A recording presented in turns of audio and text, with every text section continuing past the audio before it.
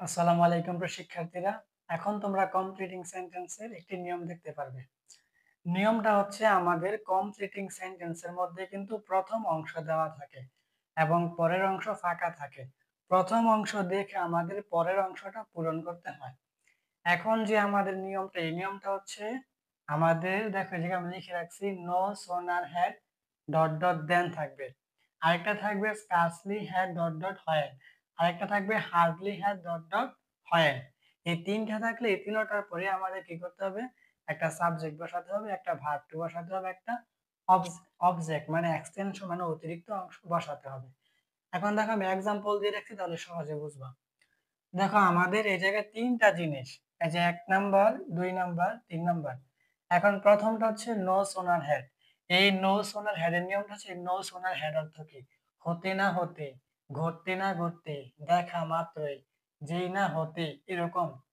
এখন no sooner head dot dot দেন থাকলে এরপরে আমাদের একটা সাবজেক্ট নিতে হবে plus verb two plus extension মানে অতিরিক্ত অংশ। তাহলে আমাদের কমপ্লিটিং সেন্টেন্সের মধ্যে কিন্তু প্রথম অংশটা দেওয়া থাকে। প্রথম অংশ দেখে পরে আমাদের পরের অংশ ফাঁকা থাকে, ওইটা পূরণ করতে হয়। এখন আমাদের প্রথম অংশের মধ্যে যদি no sooner head dot dot দেন থাকে, তাহলে পরের অংশটা আমরা পূরণ করবো একটা subject plus verb two plus extension মানে অতিরিক্ত অংশ দিয়ে। দেখো এক্সাম্পল, নো সোনার হ্যাড মানে হতে না হতে, ঘটতে না ঘটতেই, হি মানে সে, সিন মানে দেখেছিল, দা পুলিশ মানে পুলিশকে, দেন এই দেন অর্থ হচ্ছে টি এস এ এন, এই দেন অর্থ হচ্ছে চেয়ে বা থেকে। আর টি এস ই এন, ওই ই এন ওই দেন হচ্ছে তারপর। আর এই এ এন এই দেন মানে চেয়ে বা থেকে। এটা পুরোটা অর্থ হচ্ছে no sooner had he seen the police than, সে পুলিশকে দেখতে না দেখতে বা সে পুলিশকে দেখা মাত্রই। তাহলে এখন এটা আমরা বলতেই পারি একজন আসামি ধরো পুলিশকে দেখছে, এখন ওই আসামি কি পুলিশকে দেখতে না দেখতেই বা ওই আসামিটা পুলিশকে দেখা মাত্রই কি পালিয়ে গিয়েছে, এটা আমরা বলতেই পারি। তাহলে এটা যদি আমরা পূরণ করি, প্রথমত আমরা বাংলা অর্থটা বুঝলাম, এখন আমাদের পূরণ যদি করি তাহলে প্রথমত সাবজেক্ট নিতে হবে। দেখো আমাদের নিয়মটা ছিল নো সোনার হেড, এই যে নো সোনার হেড, তারপরে ডট ডট, এই ডট ডট মানে হচ্ছে হি সিন দা পুলিশ, তারপরে দেন। এখন আমাদের পূরণ করতে হবে কি একটা সাবজেক্ট, ধরো আমরা সাবজেক্ট হিসাবে এই জায়গায় হি হি নিলাম, এইচ ই হি। এখন আমাদের কি কি করতে হবে, ভার্ব টু নিতে হবে। তাহলে দৌড় দিয়েছিল, এখন আমাদের এটা কিন্তু দেখো আর ইউ এন রান, এটা কিন্তু আমাদের ভার্ব ওয়ান। আর আর এ এন রান, এই রান কিন্তু ভার্ব টু, বুঝছো, যে এটা হচ্ছে ভার্ব টু। বুঝতে হবে এই জায়গায় কিন্তু ভার্ব ওয়ান লিখলে হবে না, লিখতে হবে ভার্ব টু। তাহলে আর ইউ এন রান, এই রান হচ্ছে verb one. R A N run, এই রান হচ্ছে ভার্ব টু। তাহলে আমাদের ভার্ব টু লিখতে হবে, রান। তারপরে এক্সটেনশন মানে অতিরিক্ত অংশ, আমরা এই জায়গায় নিলাম অ্যাওয়ে। অ্যাওয়ে মানে কি পালিয়ে যাওয়া, অ্যাওয়ে। এখন কিন্তু অর্থটা অনেক সুন্দর হচ্ছে এবং আমাদের স্ট্রাকচার অনুযায়ী আমরা পূরণ করেছি যে no sooner had he seen the police than, সে পুলিশকে দেখতে না দেখতে বা সে পুলিশকে দেখা মাত্রই হি রান অ্যাওয়ে, সে পালিয়ে গিয়েছিল। অর্থটা মিলছে না? অর্থটা মিলবে, অর্থটা মিলবে আর কি আমাদের স্ট্রাকচারটা দেখে পূরণ করতে হবে। তাহলে আমরা স্ট্রাকচারটা দেখলাম কি, প্রথমত সাবজেক্ট হি, তারপরে ভার্ব টু হচ্ছে রান, আর এক্সটেনশন হচ্ছে অ্যাওয়ে। তাহলে no sooner had he seen the police than he ran away, সে পুলিশকে দেখতে না দেখতেই বা সে পুলিশকে দেখা মাত্রই পালিয়ে গিয়েছিল। পরের এক্সাম্পলটা দেখো, স্কার্সলি হ্যাড ডট ডট হয় সমান দেখো subject plus verb two plus extension, মানে এটাও পূরণ করার নিয়ম হচ্ছে আগেরটার মতোই। এখন এই স্কার্সলি হ্যাড এটার মানে হচ্ছে কদাচিৎ, মানে খুব কম ঘটে, স্কার্সলি হ্যাড, তারপরে হার্ডলি হ্যাড, এগুলোর অর্থ হচ্ছে কদাচিৎ মানে খুব কম ঘটে যেগুলো, এই বিষয়গুলা ডট ডট হয় থাকবে। এখন এইটাও subject plus verb two plus extension মানে আগেরটার মতো পূরণ করতে হবে। তাহলে দেখো আমাদের প্রথম অংশটা scarcely had he known me হয়, মানে যে এতটুকু অংশ দেওয়া আছে, দেখো স্কার্সলি হ্যাড এই ডট ডট এর মধ্যে হচ্ছে হি নোন মি, তারপরে হয়েন হচ্ছে যে হয়েন। এখন স্কার্সলি হ্যাড মানে খুব কদাচিৎ বা খুব কম, আর হয়েন মানে যখন। এখন মা জেসে কি হি নোন মি, হি মানে সে, নোন মানে কি জানতো, মি মানে কি আমাকে। এখন আমাদের এতটুকু পূরণ করতে হবে। তাহলে এখন কিন্তু আমরা এটা খুব সহজে বুঝে গেলাম যে আমাদের এই জায়গায় স্কার্সলি হ্যাড ডট ডট হয়ে গেছে, মানে আমাদের subject plus verb two plus extension নিয়ে পূরণ করতে হবে। তাহলে আমরা প্রথমত অর্থটা বুঝি। স্কার্সলি হ্যাড খুব কদাচিৎ বা খুব কম, হি মানে সে, নোন মানে জানতো, মি মানে আমাকে, হয়েন মানে কি যখন। তাহলে খুব কম সে আমাকে জানতো যখন। তাহলে আমাকে একটা মানুষ কখন জানবে? যখন আমি তার সাথে দেখা করব, যখন আমি তার সাথে কথা বলবো, তখনই তো সে আমার সম্পর্কে জানবে, ঠিক না? তাহলে এটা এরকমই বুঝাইছে যে scarcely had he known me when, সে আমাকে খুব কমই জানতো যখন আমি তার সাথে দেখা করেছিলাম, এটা বলতে পারি। তাহলে তার সাথে দেখা করেছিলাম এটা যদি আমরা লিখি, তাহলে এই জায়গায় প্রথমত সাবজেক্ট হিসাবে আমরা কি লিখতে পারি? হি। সাবজেক্ট হিসেবে কি লিখতে পারি? হি। তারপরে কি দেখা করেছিলাম, এটা আমরা লিখতে পারি মিট, মিট। এখন দেখো এই জায়গায় কিন্তু আমাদের ভার্ব ওয়ান লিখলে চলবে না, আমাদের লিখতে হবে কি ভার্ব টু। এখন এটা ভার্ব ওয়ান হচ্ছে, এই যে দেখো মিট। এই মিট মানে হচ্ছে সাক্ষাৎ করা, আর এই মিট মানে সাক্ষাৎ করেছিলাম, বুঝছো? মিট, এই মিট মানে সাক্ষাৎ করা। আর এম সিঙ্গল ই মানে একটা ই, আর টি মানে হচ্ছে সাক্ষাৎ করেছিলাম। ঠিক আছে, তাহলে আমাদের খেয়াল রাখতে হবে, লিখতে হবে ভার্বের টু মানে পাস্ট ফর্ম লিখতে হবে, প্রেজেন্ট ফর্ম লিখলে হবে না।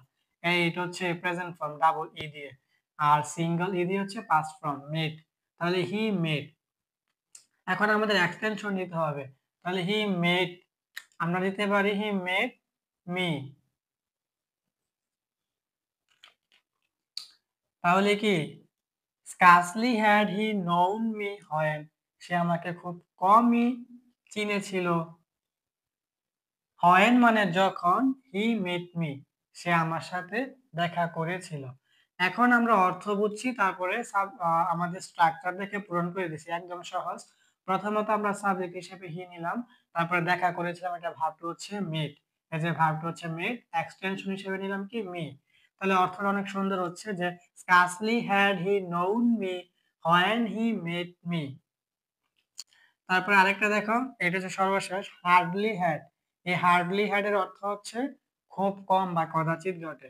ডট ডট হয়েন থাকলো আমাদের কি subject plus verb two plus extension, এইটার নিয়মও আগেরটার মতোই, অর্থাৎ আমাদের তিনটার নিয়মই এক, মানে subject plus verb two plus extension দিয়ে করতে হবে।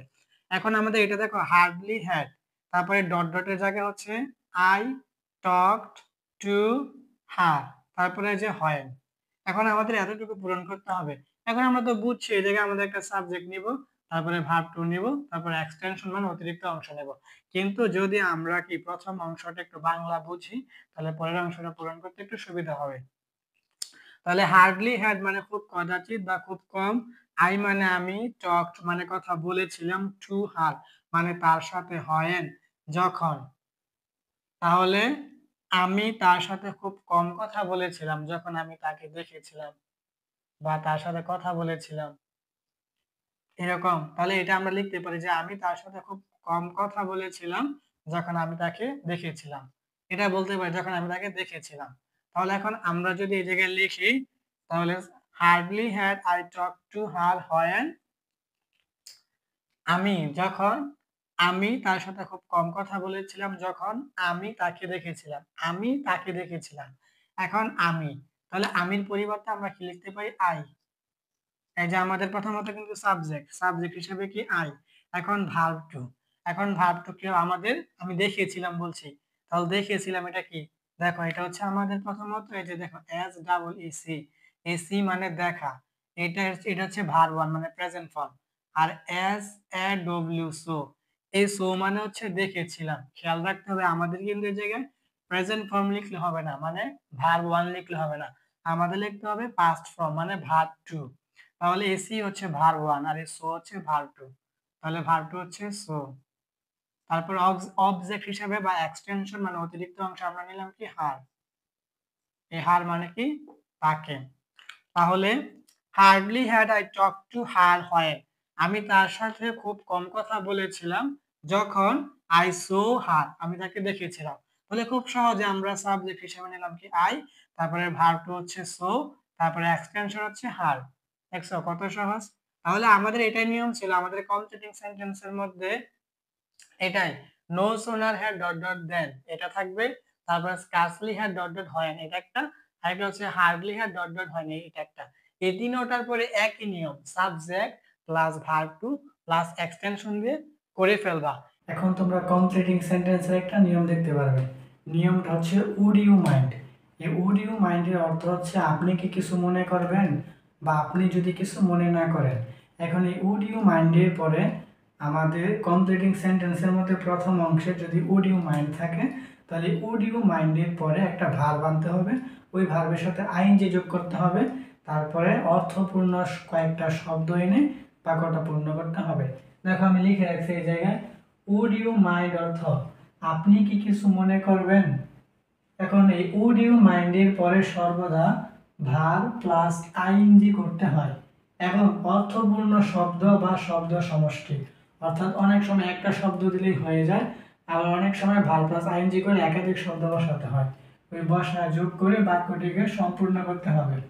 এখন আমি এক্সাম্পল দিয়ে রাখছি, দেখো প্রথম এক্সাম্পলটা হচ্ছে I have lost my cellphone would you mind, তারপর হচ্ছে এই জায়গায় ধরো খালি অংশ মানে শূন্যস্থান এতটুকু পূরণ করতে হবে, so that I can talk to my mother. এখন এতটুকু দেওয়া আছে, এখন এতটুকু কিভাবে পূরণ করবা, দেখো খুব সহজ।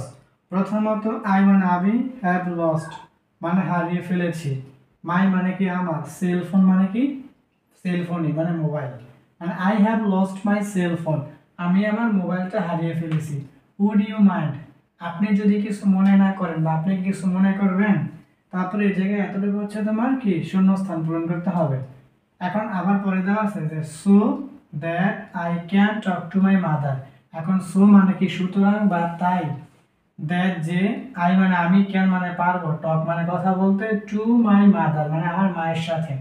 এখন এই জায়গায় যা দেওয়া আছে যে I have lost my cellphone would you mind so that I can talk to my mother, মানে আমি আমার মোবাইল হারিয়ে ফেলেছি, আপনি যদি কিছু মনে না করেন তাহলে আমি আমার মায়ের সাথে কথা বলতে পারবো।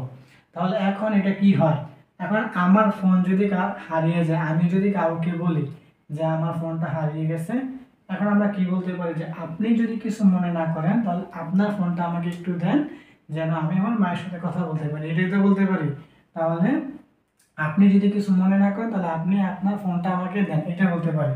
তাহলে দেওয়ার ইংরেজি কি গিভ, তাহলে আমি লিখতে পারি গিভ, GIVE গিভ। এই গিভ লিখলে কি জায়গা হবে, হবে না, কারণ উড ইউ মাইন্ড এটার পরে কিন্তু সর্বদা ভার্ব প্লাস আইএনজি করতে হয়, তাহলে গিভ লিখলে হবে না, লিখতে হবে গিভিং, গিভিং।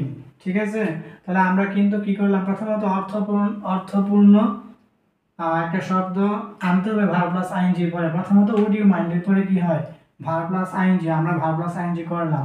এখন অর্থপূর্ণ হচ্ছে আমরা কি বলবো যে আপনি যদি কিছু মনে না করেন আপনার ফোনটা আমাকে দেন যেন আমি আমার মায়ের সাথে কথা বলতে পারি, তাহলে আপনি আপনার ফোনটা আমাকে দেন, তাহলে দেওয়ার ইংরেজি হচ্ছে গিভ। এখন এটা উড ইউ মাইন্ডের পরে হবে আইএনজি গিভিং।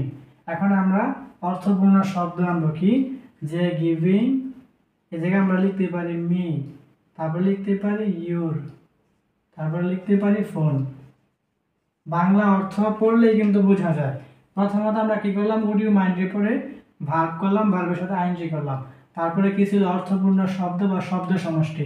দেখো অর্থপূর্ণ শব্দ বা শব্দ সমষ্টি হচ্ছে মি ইউর ফোন, এতটুকু মানে বাংলা অর্থ পড়ে বুঝতে হবে। এখন দেখো যে I have lost my cell phone আমি আমার ফোন হারিয়ে ফেলেছি, উড ইউ মাইন্ড আপনি যদি কিছু মনে না করেন, গিভিং মি ইউর ফোন তাহলে গিভিং মানে দিবেন, মি মানে আমাকে, ইউর ফোন মানে আপনার ফোন, সো দ্যাট তাহলে যে I can talk to my mother আমি আমার মায়ের সাথে কথা বলতে পারবো। তাহলে I have lost my cell phone would you mind giving me your phone so that I can talk to my mother আমি আমার ফোন হারিয়ে ফেলেছি, আপনি যদি কিছু মনে না করেন তাহলে আপনি আপনার ফোনটা আমাকে দেন যাতে আমি আমার মায়ের সাথে কথা বলতে পারি। এবার অর্থ বুঝলেই বোঝা যায়। তারপরে এক্সাম্পল দেখো, এটা শুধু উড ইউ মাইন্ড দেওয়া আছে। এখন শুধু উড ইউ মাইন্ড মানে কি, আপনি যদি কিছু মনে না করেন তাহলে এই জায়গায় তোমরা প্রশ্নবোধক চিহ্ন দিতে পারো, উড ইউ মাইন্ডের পরে প্রশ্নবোধক চিহ্ন বসে শেষে এটা দিতে পারো। এখন উড ইউ মাইন্ড মানে আপনি যদি কিছু মনে না করেন বা আপনি কি কিছু মনে করবেন, এই জায়গায় আমরা দিতে পারি কি, আমরা অনেক সময় কি রুমের মধ্যে ধরো শুয়ে রয়েছে, এখন কেউ আসলো, এখন বললাম তাকে যে আপনি যদি কিছু মনে না করেন তাহলে জানালা একটু খুলে দেন, বা আপনি যদি কিছু মনে না করেন তাহলে দরজাটা খুলে দিবেন, এরকম বলতে পারি। তাহলে এই জায়গায় আমরা ওপেন, এখন আমরা জানি উড ইউ মাইন্ডের পরে কি ভার্ব প্লাস আইএনজি হবে, এখন ওপেনের সাথে আইএনজি যোগ করবো কি ওপেনিং। এখন যদি আমরা বলি আপনি যদি কিছু মনে না করেন তাহলে জানালা কি মানে জানালাটা কি খুলে দিবেন, তাহলে ওপেনিং। এখন কি হবে, দা জানালার ইংরেজি কি উইন্ডো, WINDO উইন্ডো। ঠিক আছে, তাহলে আমাদের কি হলো উড ইউ মাইন্ডের পরে ভার্ব বসতে হয় ভার্ব ওপেন, আইএনজি যোগ করতে আইএনজি যোগ করা হয়েছে ওপেনিং, আর কি বলে অর্থপূর্ণ শব্দ আনা হয়েছে দা উইন্ডো বাক্যটা পুরো করার জন্য। তাহলে would you mind opening the window, এই যে প্রশ্নবোধক চিহ্ন, মানে এটা হচ্ছে কি ইন্টারগেশন মার্ক। যদি আপনি কিছু মনে না করেন আপনি কি জানালাটা খুলে দিতে পারবেন। এখন আমরা যদি জানালা না দিয়ে বলি দরজা, তাহলে তুমি দরজা দিতে পারো, তুমি এই জায়গায় ডোর লিখতে পারো, DOOR ডোর। ঠিক আছে, তাহলে would you mind opening the door, আপনি যদি কিছু মনে না করেন তাহলে আপনি কি দরজাটা খুলে দিতে পারবেন। আর তুমি যদি উইন্ডো দাও তাহলে আপনি যদি কিছু মনে না করেন আপনি কি জানালাটা খুলে দেবেন, এরকম। তাহলে তোমার এটাই বুঝতে হবে তুমি এই জায়গায় জানালাই লেখো বা ডোরই লেখো, কিন্তু এই জায়গায় মূল বিষয় হচ্ছে তুমি তো এই জায়গায় অর্থপূর্ণ শব্দ সমষ্টি তোমার মন মতো তুমি আনতে পারবা, কিন্তু উড ইউ মাইন্ড এটার পরে তোমার ভার্ব আনতে হবে, আর ওই ভার্বের সাথে আইএনজি করতে হবে, এটা হচ্ছে নিয়ম। এখন দেখো এই জায়গায় আমি আরেকটা উড ইউ মাইন্ড লিখে রাখছি, আপনি যদি কিছু মনে না করেন, আমরা বলতে পারি না যদি কাউকে নতুন দেখি, আপনি যদি কিছু মনে না করেন আপনি কি আপনার ঠিকানাটা আমাকে বলতে পারেন, আপনি কি আপনার ঠিকানাটা আমাকে বলবেন, তাহলে এটা কি হবে, তাহলে বলার ইংরেজি কি টেল, TELL। এখন আমাদের এই জায়গায় হচ্ছে মূল বিষয়, ভার বসালেই হবে না, এর সাথে আইএনজি যোগ করতে হবে, তাহলে আইএনজি যোগ করে হচ্ছে টেলিং, তাহলে টেলিং। এখন বাক্যটা শেষ করতে হবে, আপনি যদি কিছু মনে না করেন বলবেন আপনার অ্যাড্রেস, তাহলে telling me your address. Address মানে তো ঠিকানা, অ্যাড্রেস মানে কি ঠিকানা, দেখছো কত সহজ। তাহলে উড ইউ মাইন্ড আপনি কি কিছু মনে করবেন, বা আপনি যদি কিছু মনে না করেন, telling me your address, telling মানে বলবেন, মি মানে আমাকে, ইউর মানে আপনার বা তোমার, অ্যাড্রেস মানে কি ঠিকানা।